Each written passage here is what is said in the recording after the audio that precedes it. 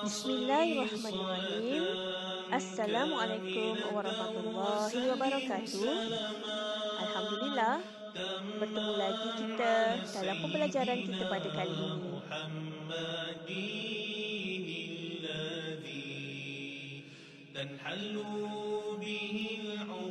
Baiklah murid-murid, cikgu akan mengajar pendidikan hafazan Al-Quran.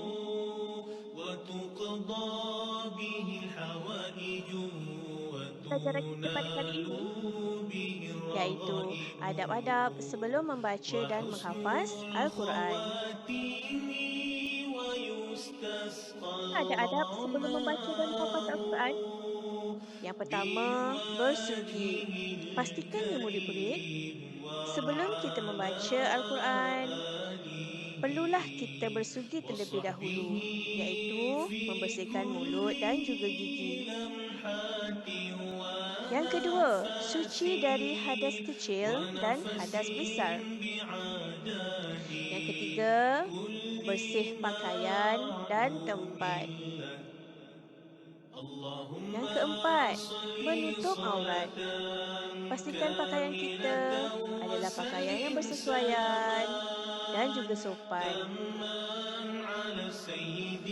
Kelima, menghadap ke arah kiblat. Yang keenam, memulakan dengan doa-doa tertentu. Ini merupakan perkara utama yang wajib dilakukan oleh para penghafaz kerana kita sedang berbicara dengan kalam Allah.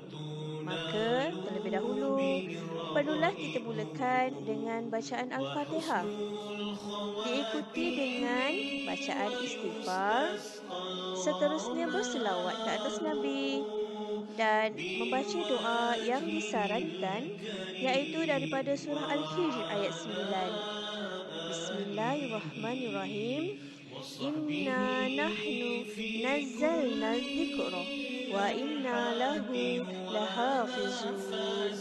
Yang bererti, sesungguhnya kamilah yang menurunkan Al-Quran dan sesungguhnya kami benar-benar memeliharanya.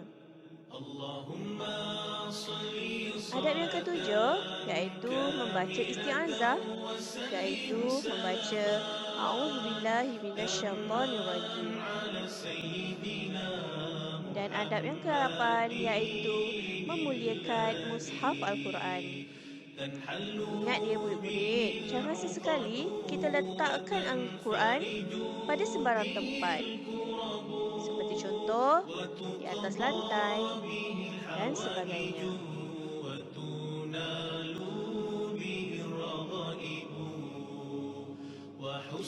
Baiklah, sebelum kita membaca dan menghafaz Al-Quran, pastikan kita kena tahu dulu apakah panduan menghafaz Al-Quran. Yang pertama, niat ikhlas kerana Allah. Niat merupakan perkara yang paling utama dan merupakan syarat untuk menjadikan ia sebagai satu ibadah. Di samping mengharapkan keredaan dan pahala yang berlipat kali ganda di sisi Allah. Yang kedua, bersegera menghafaz Al-Quran. Kalau kita dah pasang niat nak hafaz Al-Quran, jangan kita tangguh-tangguh. Yang ketiga, menggunakan Al-Quran resam Uthmani. Bagi memastikan hafazan kita menjadi lebih mudah, perlulah kita gunakan mushaf yang sama kerana ia akan memudahkan kita untuk mengingat di mana letaknya ayat yang telah dihafaz. Seterusnya yang keempat, melancarkan bacaan sebelum menghafaz. Sebelum mulakan menghafaz Al-Quran, adalah sangat penting untuk kita memperelokkan terlebih dahulu bacaan kita. Ini bagi memastikan hafazan akan jadi lebih sempurna serta akan terhindar dari salah dalam bacaan. Seterusnya, menguasai ilmu tajwid.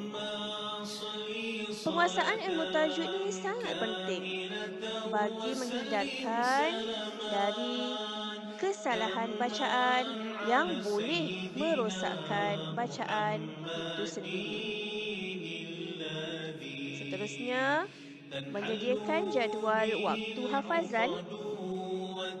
Membuat jadual rutin dengan menetapkan satu waktu khas untuk menghafaz adalah penting.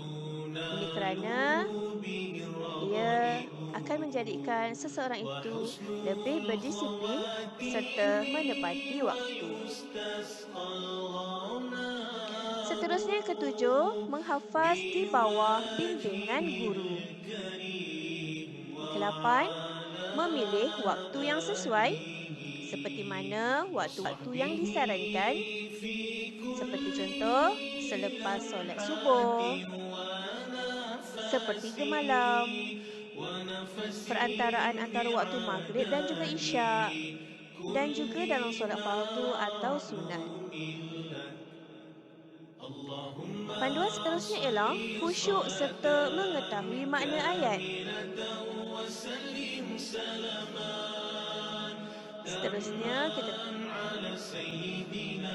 mengetahui nama surah dan bilangan ayat yang dihafaz. Seterusnya, memperelokkan suara dan taranum.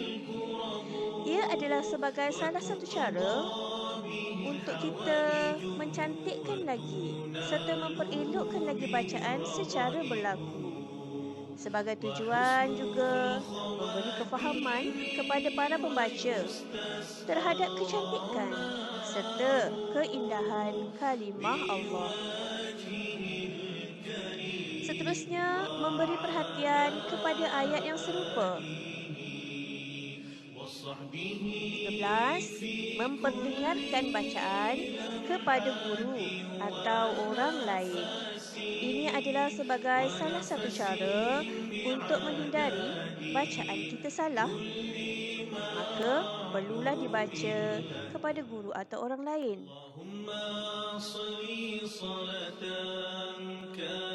Seterusnya, mengulangi ayat-ayat yang telah dihafaz secara istiqamah setiap hari. Semakin sering kita mengulangi ayat-ayat, maka ia akan lebih mudah melekat dalam ingatan. Yang ke-15, membaca ayat-ayat yang telah dihafaz ketika solat. Seterusnya, menulis ayat yang dihafaz sebagai pengukuhan. Dan yang terakhir, mendengar bacaan Al-Quran secara murattal melalui audio atau video. Mendengar ayat Al-Quran secara dalam audio atau video sebenarnya dapat menimbulkan respon-respon otak yang lebih baik daripada mendengar muzik yang lain. Kerana apa? Salah satu kesannya adalah dapat meningkatkan kecerdasan intelektual, emosi serta spiritual. Dan pastikan juga kena jaga bacaan-bacaan itu. Pastikan menjaga hukum tajwid.